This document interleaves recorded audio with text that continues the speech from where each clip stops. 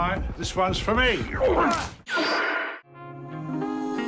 Halo teman-teman semuanya, balik lagi di channel Cinema Whisper bareng Dea. Kali ini kita bakal bahas film berjudul Who Will Still Kill the Old Ways. Film ini akan menceritakan pertarungan antara anak muda Bangor bersama gengnya melawan kakek-kakek buyut yang ingin balas dendam karena telah membunuh saudaranya. Apakah pertarungan ini akan berakhir seimbang atau berakhir menyedihkan seperti berita Messi meninggalkan Barca? Daripada penasaran, yuk langsung aja kita putar alur filmnya. Eits, tapi sebelum nonton, jangan lupa klik subscribe dan nyalakan lonceng notifikasinya ya. Oke, langsung aja. Kamera, rolling, and action.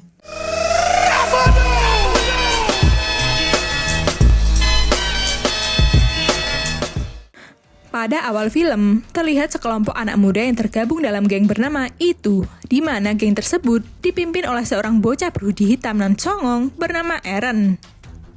Selain sok keren, Aaron juga dikenal tidak memiliki moral alias zero morality, dan itu terlihat saat mereka mengacak-acak sebuah rumah seorang kakek tanpa alasan yang jelas.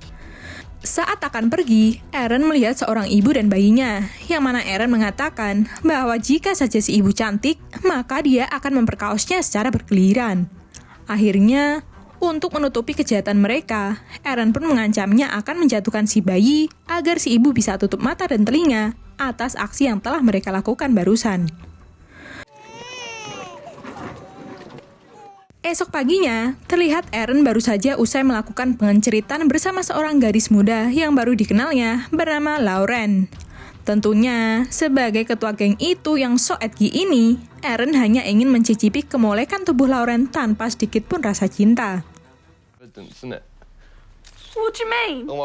Hal ini tentu membuat Lauren sedih karena sudah menyerahkan surabi lempitnya yang masih fresh itu yang pastinya masih berwarna pink. Namun, beberapa saat setelah Aaron pergi meninggalkannya, Lauren mendapat telepon dari Aaron yang mengaku menyesal telah mengatakan hal yang tidak pantas tadi dan meminta Lauren untuk datang menemuinya nanti malam sebagai permintaan atas kejadian tersebut. Singkat cerita, malam pun tiba. Lauren pun datang menemui Aaron sesuai permintaannya. Namun ternyata, Lauren sudah dijebak untuk dijadikan bahan pengenceritan secara bergiliran satu persatu oleh anggota geng Itu. Dan itu adalah sebuah pelecehan yang sangat tidak beradab. Untungnya, tak lama berselang, datanglah seorang pria tua yang kebetulan lewat, di mana dia menyuruh mereka menghentikan tindakan tersebut.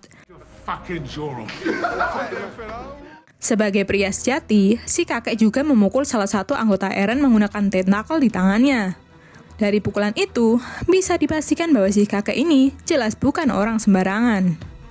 Namun, karena jumlah mereka terlalu banyak dan Aaron enggan untuk duel seperti seorang pria jantan, si kakek pun harus tersungkur karena dilukai menggunakan pisau. Ia kemudian diinjak berkali-kali oleh Aaron yang membuat si kakek itu meninggoy. Tak lama, datanglah sahabat si kakek yang bermaksud untuk mencarinya. Namun, betapa terkejutnya ia saat melihat si kakek sudah terbujur kaku tak bernyawa dengan luka bacok di kepala yang cukup mengenaskan. Sahabat si kakek ini pun sempat mencoba untuk melaporkan hal ini kepada pihak berwajib. Namun, karena tidak ditemukan bukti yang cukup, maka dia pun mencoba untuk mencari bantuan kepada seseorang yang tak lain adalah adiknya si kakek yang tinggal di London, bernama Richie. Saat mengetahui kabar duka ini, tentu Richie sangat syok. Apalagi mereka berdua sudah tidak meet up selama 30 tahun. Tentu kematian kakaknya sudah pasti membuat Richie terpukul. Sementara itu, kita akan melihat dua detektif kepolisian, ada Susan dan asistennya yang mencoba menginterogasi Aaron and the gang tentang keterlibatan mereka dengan kematian si kakek semalam. Meskipun Susan yakin bahwa Aaron lah pelakunya, dia pun tak bisa menangkapnya, karena tidak ada bukti kuat. Ditambah lagi, ternyata Aaron pernah menjadi informan kepolisian beberapa waktu lalu dan memiliki jasa atas beberapa kasus yang ada di kota tersebut. Sungguh hal yang rumit. Richie sendiri akhirnya tiba di sini dan langsung disambut oleh pria botak yang merupakan rekannya dan nampak sangat segan terhadap Richie. Mereka kemudian mendatangi TKP untuk melihat langsung lokasi kematian saudaranya. Sementara itu, terlihat Aaron mendatangi Lauren untuk mengancam agar Lauren tidak membuka mulut tentang kejadian malam itu. Karena jika Lauren melakukannya, Aaron tidak akan segan-segan membunuh ibunya dan membakar tempat tinggalnya. Kembali lagi ke Richie yang menemui sahabat saudaranya yang menjadi saksi mata atas kejadian malam itu. Wanita ini mengatakan bahwa pelaku yang telah membunuh saudaranya adalah sekelompok anak muda yang tergabung dalam sebuah geng penguasa kota. Ia kemudian menunjukkan video amatir saat salah satu anggotanya merekam kejadian itu dan mempostingnya di close friend Instagramnya.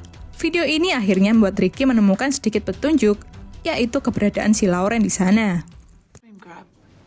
What?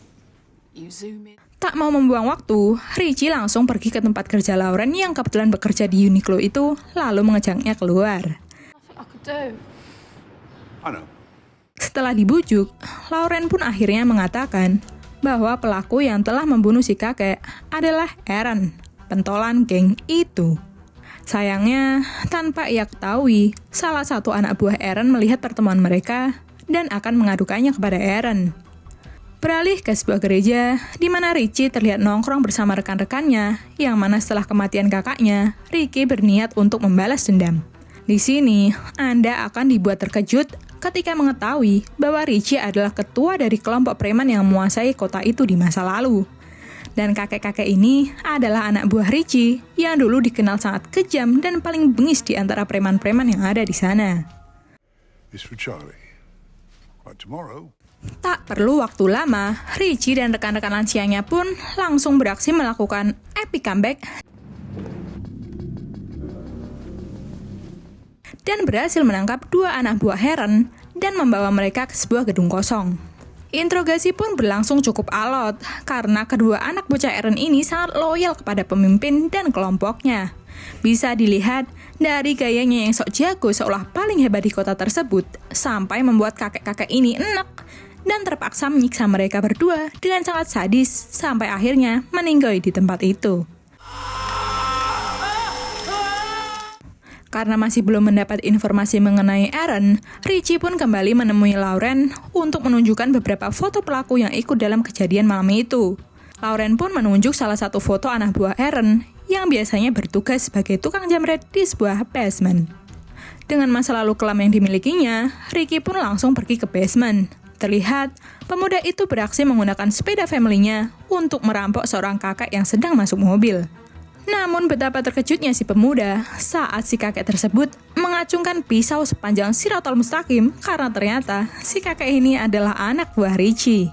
Selain sepedanya menjadi peok, bocah ini juga langsung diculik dengan minivan dan dibawa ke sebuah gedung sepi untuk diinterogasi mengenai di mana Aaron tinggal.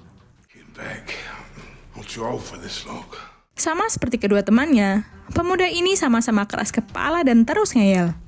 Tak hanya itu, ia justru meledek Richie dan teman-temannya bahwa seharusnya mereka berada di rumah, bermain burung sambil menyiram tanaman menikmati masa tuanya. Karena jika itu mengetahui hal ini, mereka akan mendatangi keluarga para lansia itu, menyiksa, memperkosa, dan membunuh anak serta cucu mereka. Akibat ocehan yang tidak sopan itu, Richie pun memasang tentakel di tangannya, kemudian memukul bocah ini sampai meninggoy. Hingga membuat Richie mengalami serangan jantung ringan, sehingga ia harus dirawat di rumah sakit beberapa hari. Di sisi lain, terlihat Laura pergi ke markas geng itu untuk memberitahu Aaron bahwa si kakek yang telah membunuh ketiga rekannya sekarang sedang dirawat di rumah sakit. Aaron pun lantas mengumpulkan pasukannya dan bermaksud membunuh Richie. Dengan membawa Lauren sebagai sandera, Aaron and the gang pun berhasil masuk ke dalam rumah sakit. Dengan mereka membawa senjata api ilegal untuk membunuh Richie dan memakai topeng untuk menyamarkan identitasnya. Saat dua anak buah Aaron berhasil masuk ke ruangan Richie, mereka berdua tertipu dengan menembak bantal dan guling karena ternyata Richie dan ketiga rekannya telah bersiap dengan senjata lengkap untuk berperang dengan Aaron and the gang. Mendengar suara tembakan shotgun itu, Aaron pun melihat ponsel Lauren. Dan ternyata, Lauren telah bekerja sama dengan Richie untuk menjebak mereka semua. Dari situ, satu persatu anak buah Aaron pun dibantai. Mulai dari si kakek barbar yang menembak secara membabi buta, kemudian si kakek brutal yang berhasil memotong tangan salah satu anak buah Aaron, dan dilanjutkan dengan serangan lain yang membuat kondisi rumah sakit kacau balau. Waduh, agak kasihan ya sama pasiennya. Lanjut, Aaron yang sudah terdesak pun akhirnya menggunakan Lauren sebagai sanderanya untuk kemudian meminta Richie menurunkan senjatanya. Di sini, terlihat bahwa Richie sangat santai tanpa rasa takut dan ketegangan saat menghadapi Aaron, karena ia sudah sering mengalami situasi seperti ini di masa lalunya. Tiba-tiba, Aaron diserang oleh salah satu anak buahnya yang berkhianat karena tidak setuju dengannya selama ini.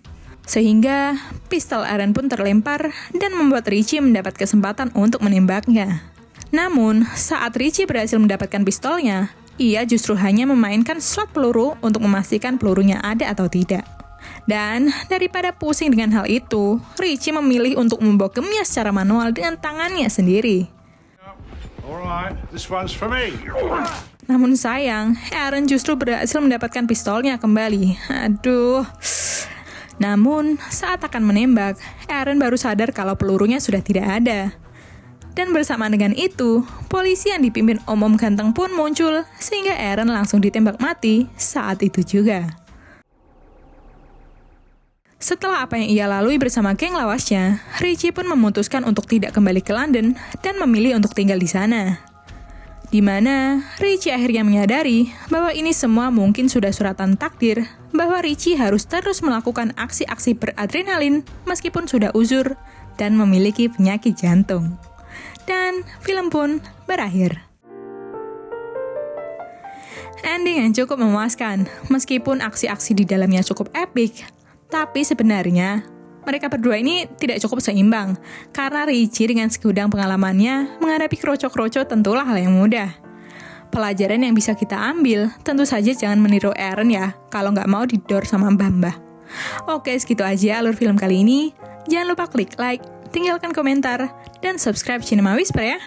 Dia pamit, dan sampai jumpa di alur film selanjutnya. Dadah!